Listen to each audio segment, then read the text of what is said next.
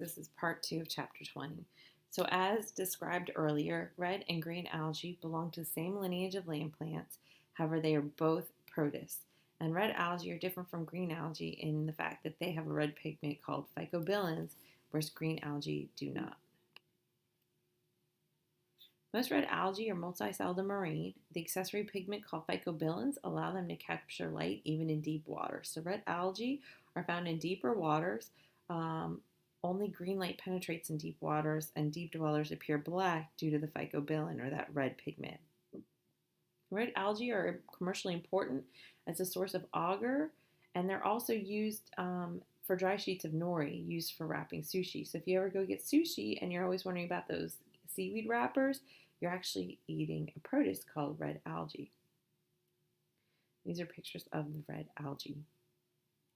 The other algae that we discuss is green algae. They are the most closest relative to land plants. If I ask you which protist is the closest relative to land plants, I hope you pick green algae. They contain chlorophyll and they live in fresh water, and they live closer to the top of the water, whereas red algae live deeper down.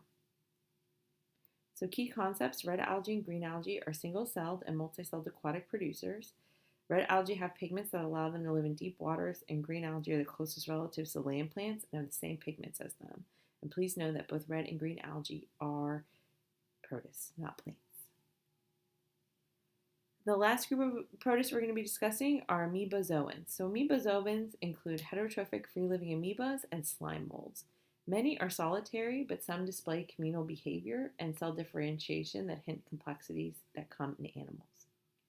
So amoebozoans are shape-shifting heterotrophic protists with no pellicle or cell wall, and they're usually an amoeba or a slime mold. So here's a picture of an amoeba. This is a single cell, and most amoebas are predators in freshwater habitats. And what they do is they prey on bacteria. Some do live in the guts of humans and other animals. So an amoeba is a single-cell protist. What they do is they extend these pseudopods to move and capture prey. So they just kind of are like blobs moving along in the water.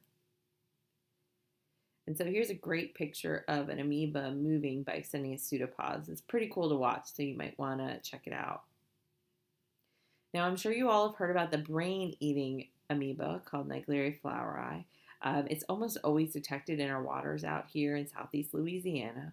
What you need to know is that you do not ingest this amoeba. What happens is the amoeba goes up your nose. So if you're swimming or playing in the bathtub and the amoeba's in the water and you inhale that water, that amoeba will get inhaled, and what it does is it makes it to your brain.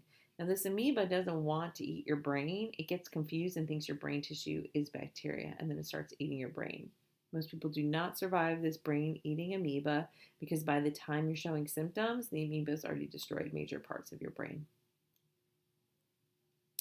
Slime molds are social amoebas. Animal signaling mechanisms may have started in amoebozoan ancestors. So slime molds are an amoebozoan protist.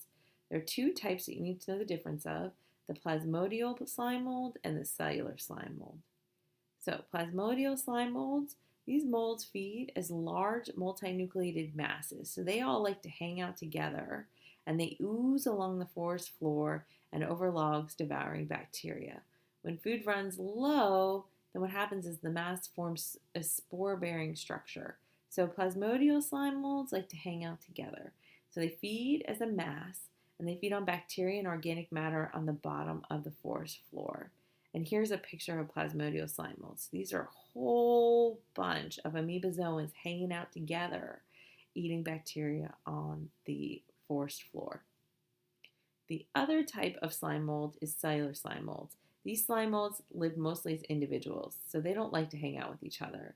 And when food is scarce, that's when they will aggregate into a mobile, multicelled slug that seeks a suitable spot, and then what happens is they'll disperse. So a cellular slime mold is a little bit different. They're an amoeba-like protist that feed as a single predatory cell. However, when food is sparse, then they will come together to find new food. And this is kind of what happens. So they're individual cells, and what happens is they'll all come together, and then they'll disperse. So please know that amoebozoans are a lineage of unwalled heterotrophic protists. That means that they eat other things. It includes amoebas and slime molds. Members of this lineage live in aquatic habitats or on the forest floor. And amoebas are solitary. However, slime molds are a group of amoebas that can aggregate together. So your learning objectives. You need to be able to describe the major categories of protists. Can you describe examples of each? You need to know what makes them different, which ones affect our health, and what diseases are caused by which protists. Can you describe protists and how they're different from bacteria, viruses, and other eukaryotes? What is phytoplankton? What industrial uses do we use protists? Can you compare green and red algae? And what are the various amoeboid types? And understand how human behavior can affect protist activity. And these are your key terms. So again, please make a study guide and define all these key terms to do well on your exam. And that's it.